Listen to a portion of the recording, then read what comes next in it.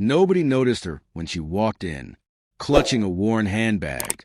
Wearing faded jeans and a plain white t-shirt, Maria looked like she had simply wandered into the downtown plaza to escape the scorching afternoon sun. A chess tournament buzzed at the center, drawing a crowd of curious spectators and eager competitors.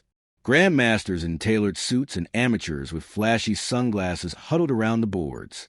Laughter erupted when a few cocky teenagers pointed at Maria and said, "Hey, lady, want to try your luck?" Their smirks oozed confidence, unaware that fate was about to teach them a lesson they wouldn't forget. Before we continue, hit that subscribe button, turn on your notification bell to get notified for more, share to friends. Where are you watching from? Please tell us in the comments. We love seeing how far our story goes. Maria hesitated for a second, giving the boys a small, almost apologetic smile. Shrugging, she placed her handbag carefully under the table and took a seat opposite Kevin, the loudest among the teens. His friends clapped him on the back, howling as they set up a camera to record what they were sure would be an easy, humiliating defeat. Kevin leaned forward, tapping the board with his finger. Pawn to e4, he announced dramatically, as if starring in a movie. Maria didn't say a word. Her fingers brushed across the pieces lightly, pausing for a heartbeat before lifting a knight. She moved it to f3. Silent gasps rippled through the onlookers. It wasn't a rookie move. It wasn't random. It was textbook perfect. Kevin's face twitched slightly, but he covered it with a cocky grin. He fired back with another pawn, pushing aggressively.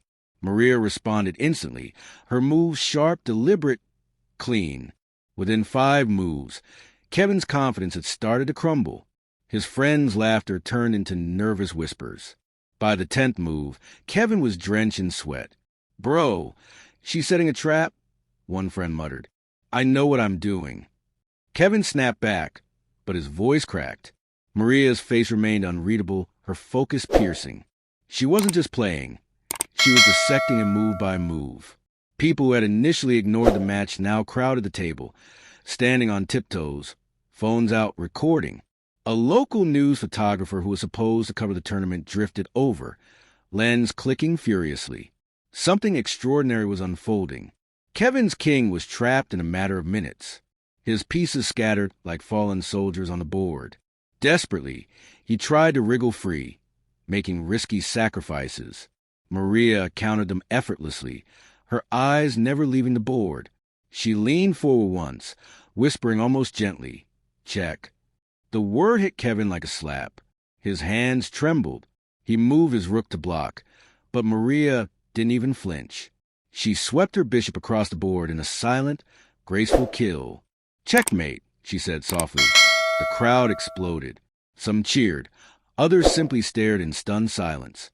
Kevin slumped back in his chair, pale, defeated. His friends hastily stopped recording, embarrassment burning their faces. A few of the older players approached, clapping politely. "Where did you learn to play like that?" one asked.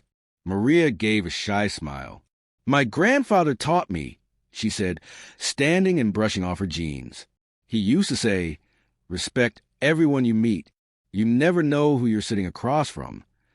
The tournament host, an older man with a thick mustache, pushed through the crowd. "Ma'am, would you honor us by entering the main competition?" he asked breathlessly. Maria shook her head. "I'm just here to watch," she said, retrieving her handbag. "But thank you." As she turned to leave, the teenager stared after her, too ashamed to speak. Kevin ran a hand through his hair, looking as if he'd just aged 10 years.